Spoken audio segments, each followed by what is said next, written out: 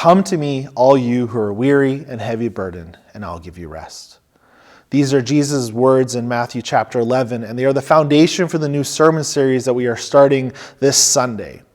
Back in December, when Pastor Nick and I were mapping out how the services were going to look while he was away on sabbatical, we landed on a block here in the spring where Pastor Lee and I would do a sermon series, and it was up to me to decide what we were going to do.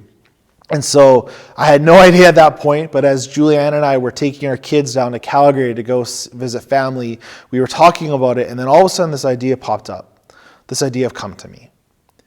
Of reflecting on how Jesus calls people to himself, what he calls them from, what he calls them to, and how he calls them, and how specific it is, and how over a few weeks we could look at the different examples in the gospel. And my heart just opened up and fell in love with that idea. And so that is now what we're going to do. And though we planned it back in December, and as I mapped it out in early January, we could not have anticipated what was coming with this pandemic. But this may actually be the perfect series for us to uncover it right now.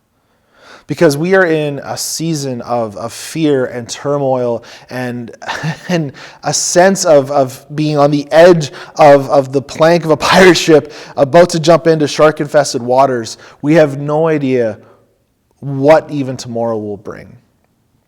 And so maybe the perfect message for us is to remember, come to me. That Jesus is inviting us into his presence, to find communion with him, to find peace, to find relationship, and to live a life with him. And so that's what we're going to do starting this Sunday.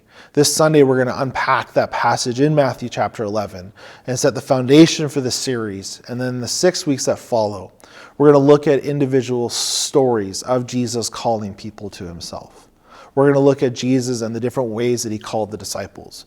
We're going to look at him with the Apostle Paul. We're going to look at Zacchaeus. We're going to look at the woman caught in adultery. We're going to look at various stories throughout the gospel accounts.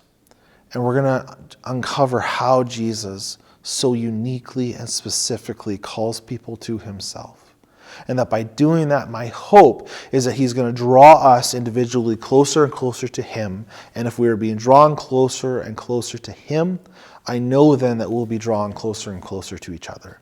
Because if we're all heading at the same point, if he is the north on the compass, and we're drawing to him, we're going to be brought closer and closer together.